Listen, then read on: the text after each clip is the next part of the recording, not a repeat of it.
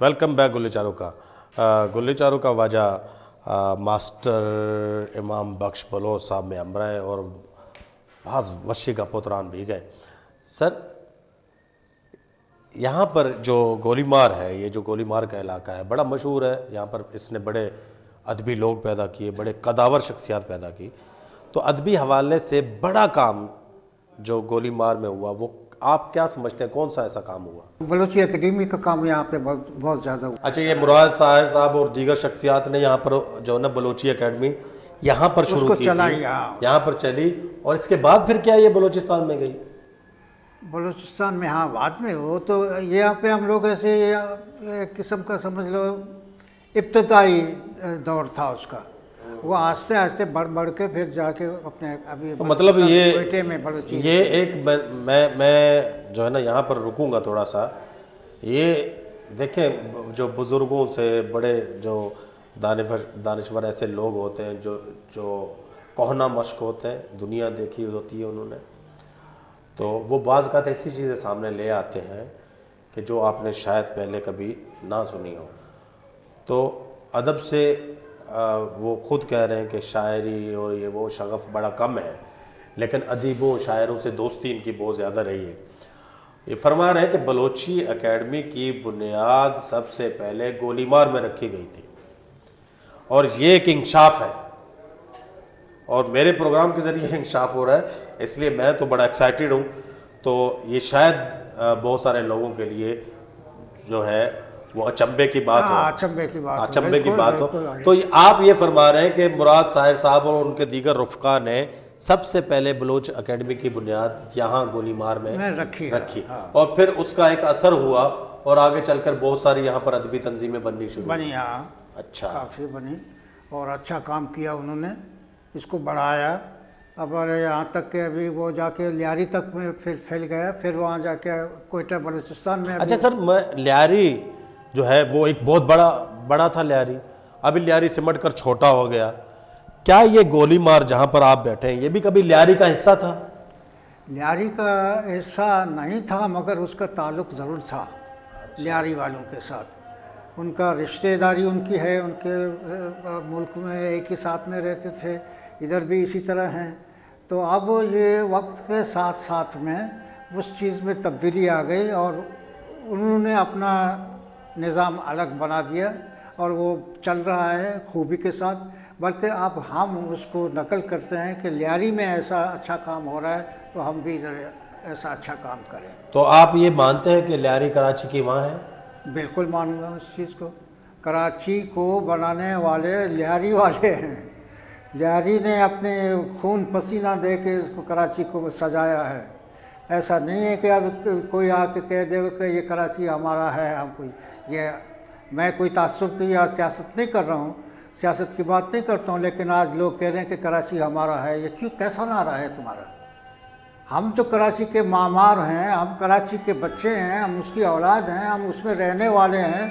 उसको बनाया, सजाया, और आप आके सलाम अलैकुम, वालेकुम अस्सलाम, और ये मेरा है। रहो तुम हमारे साथ, बिल्कुल रहो, कुछ तुम्हारे को वो नहीं है, समझा?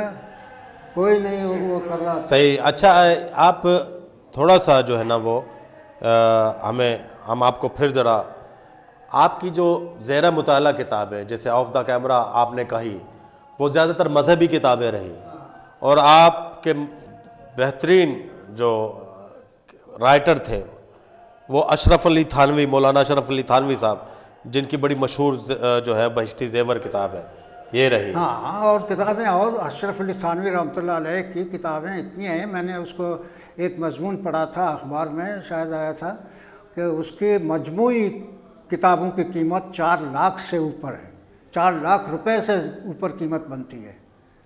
अच्छा। हाँ, अगर एक किताब की कीमत 10 रुपया है तो दूसरे की अगर 1000 रुपया है, मिला के सब 4 लाख कुछ ऊपर कीमतें बनती। अब यहाँ पर मैं थोड़ा सा कंफ्यूज हूँ। यहाँ पर आप मेरी कंफ्यूजन को थोड़ा सा दूर करें। आप अशरफ अली थानवी साहब आपके बेहतरीन राइटर हैं, मजहबी रंग वो आपकी शख्सियत के अंदर भी नज़र आ रहा है, आपकी गुफ्तगू में भी जो है ना वो आया है। इसके बावजूद आप रशिया में जो ना यूएसएसआर के इंफॉर्मेशन डिपार्टमेंट में काम करते रहे। फिर आपके दोस्तों में मुराद साहब जैसे जो ना वो दोस्त हैं, लोग उस पर इल्ज़ाम लगाते हैं मगर लोग झूठे हैं, वो ज़ाहिरी देखते हैं, बातिन की खबर नहीं उनको। मैं हज को जा रहा था, पहली हज को, तो उससे अल्हम्दुलिल्लाह मैंने 2 हज किए। पहली हज को गया तो मैं आके उससे रुखसत किया, मुराद शायर मैं जा रहा हूँ।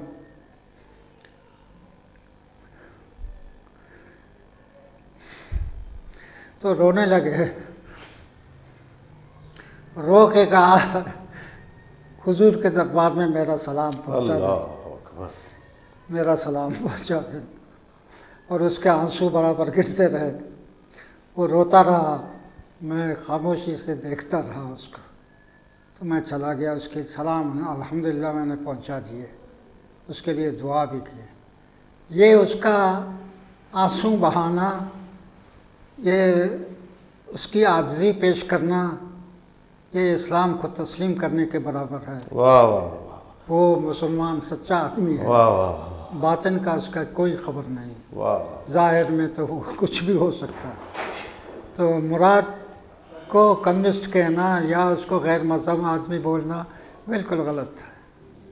मुराद मरने के बाद एक वाक़या करता हूँ, उसका अजीज़ और उसका दोस्त आदमी था यहाँ मुल्ला अब्बास।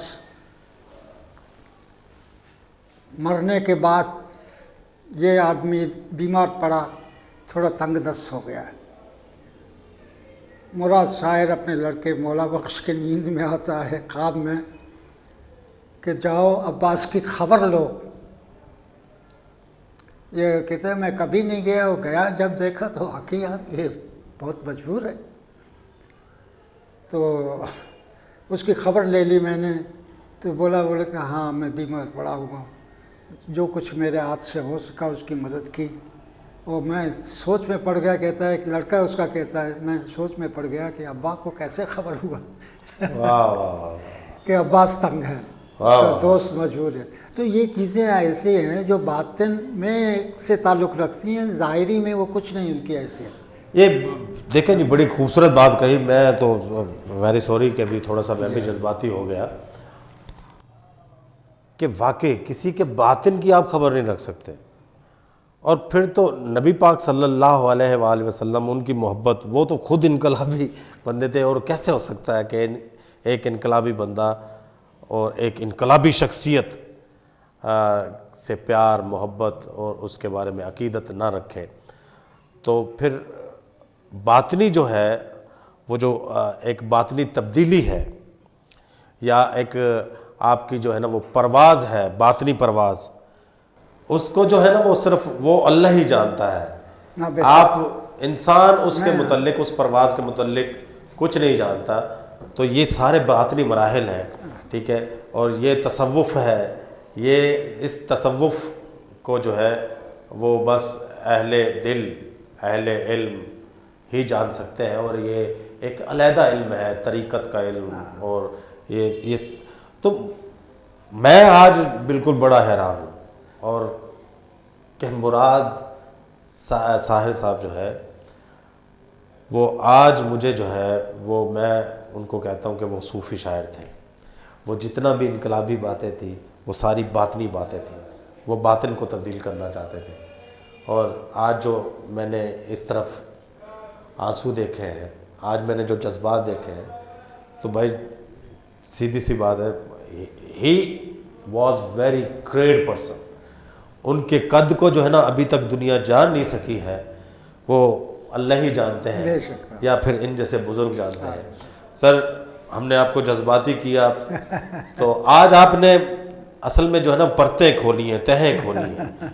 आपने बताया है कि यानी अब मैं तो हैरान हूँ इस वक्त, मैं इस वक्त उस कैफियत से नहीं निकल पा रहा हूँ। खैर, हम थोड़ा सा मतलब आगे चलते हैं, बात को जो है ना वो आगे बढ़ाने की कोशिश करते हैं। आप इतनी कठिन सफ़र के बाद, सोशल लोगों की खिदमत करने के बाद, सोशल लाइफ गुजारने के बाद, ठीक है, अभी आप क्या समझते हैं, पुरुमीद हैं या मायूस हैं? अजीब सवाल है आपका, और यह सवाल अहम भी है। अच्छा किया आपने पूछा। मेरी कौम गफलत में है, नौजवान खासकर। तो मैंने वाकई अपने खुलूस के साथ जितना भी हो सकता था मेरे साथ मैंने किया है, अच्छा किया। और मैं इस बात की गवाही देने के लिए भी तैयार हूँ कि मैंने बुराई नहीं की, इज्तिमाई तौर पर भी, इनफरादी तौर पर भी। ये माहौल हमको मिला मुराद साहिर के साथ उठने बैठने से। वो ख़ुद भी ऐसा आदमी था, हमको भी उसने ऐसा ही बना दिया, अल्हम्दुलिल्लाह। तो मैं मायूस तो नहीं हूँ, इसलिए कि मुराद साहिर कहता है कि साहिर मबी छू दिल ग्रान, जिंदे तहार देमे शपान, सोब रोजने दूर नैंत, बामा को तक पैदावारी। वाह वाह वाह वाह वाह। अब जो हमारा माहौल तब्दील हो गया है, हमने देखा। इसको जरा थोड़ा सा उर्दू में भी बता दें हमारे उर्दू नाज़रीन के लिए कि शायर मायूस ना हो, जो है ना, हाँ, वो मायूस परेशान ना मत हो। हो। शायर मबूच दिलग्रान, अपने दिल में से ऐसा तंग मत हो जाना, ज़्यादा फिक्र मत करना। शायर मबूच दिलग्रान, जिंदे ता ज़िंदगी की तारीख रातों से घबराओ मत, वाह, सुबह दूर नहीं, अब उसके आसार नज़र आ रहे हैं। वाह वाह वाह वाह, क्या बात। समझ में आया? तो ये बहुत बड़ी बात है।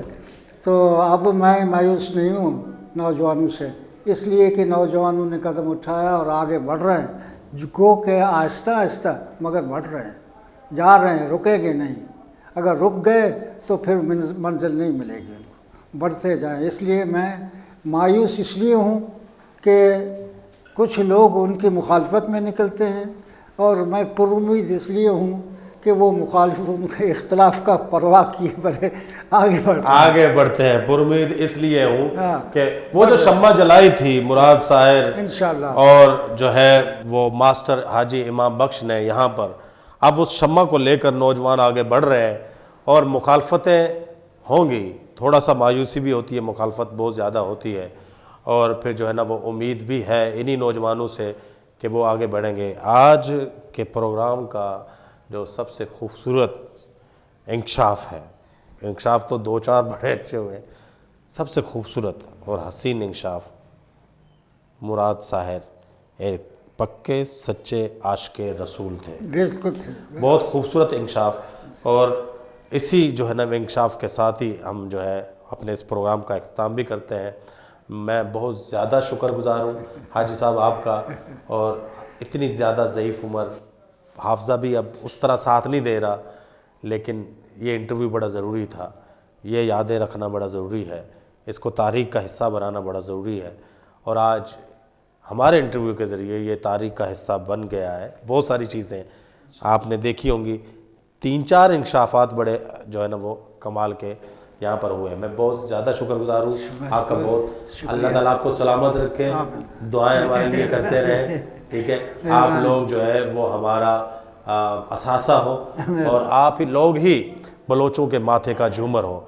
गुलचरे का में प्रोग्राम में वाद बुत का इंशाल्लाह दे में मरागशा यक नोके मेहमान गुशुमेद मसारे भी अल्लाह में हारे।